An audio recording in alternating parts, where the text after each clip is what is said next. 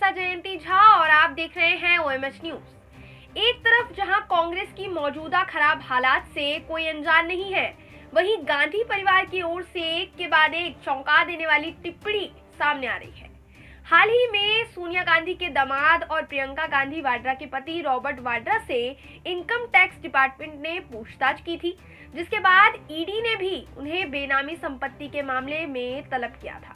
पर इस पर वाड्रा ने क्या प्रतिक्रिया दी है वो आपको बताते हैं। वाड्रा के मुताबिक ईडी और इनकम टैक्स डिपार्टमेंट इसलिए उनसे पूछताछ करने पहुंचे क्योंकि वो एक बड़े राजनीतिक परिवार का हिस्सा हैं और इसलिए उन्हें इन धांधलियों में फंसाया जा रहा है।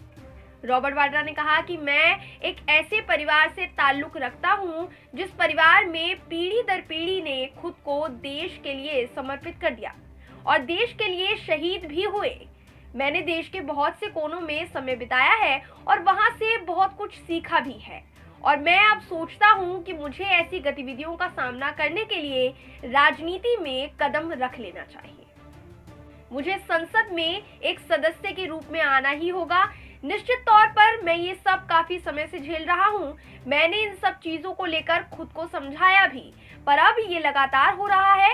ये लोग मुझे लगातार परेशान कर रहे हैं। ये लोग मतलब केंद्र सरकार, क्योंकि मैं राजनीति में नहीं हूँ। मैंने हमेशा खुद को राजनीति से दूर रखा है क्योंकि मेरे अपने कुछ उसूल हैं।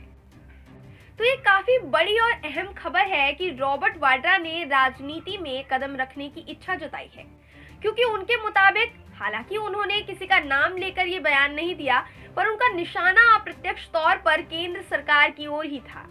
इसलिए अब केंद्र सरकार ने अगर उन्हें इन झमेलों में फंसाया है तो रॉबर्ट वाड्रा राजनीति में कदम रखकर उनसे मुकाबला करने को बिल्कुल तैयार है।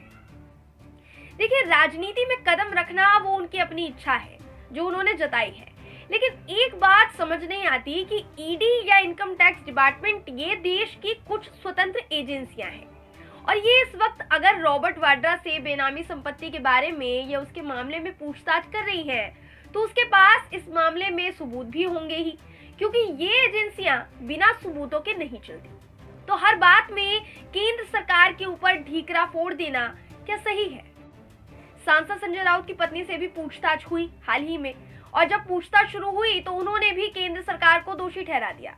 अब जब रॉबर्ट वाड्रा से पूछताछ हुई तो उन्होंने भी अप्रत्यक्ष रूप से केंद्र सरकार को ही जिम्मेदार करार दिया।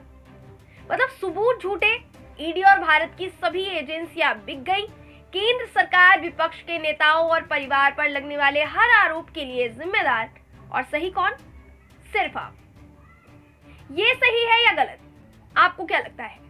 क्या रॉबर्ट वाड्रा की दलीलें सही है या केंद्र सरकार को हर मामले में बलि का बकरा बनाना सही है?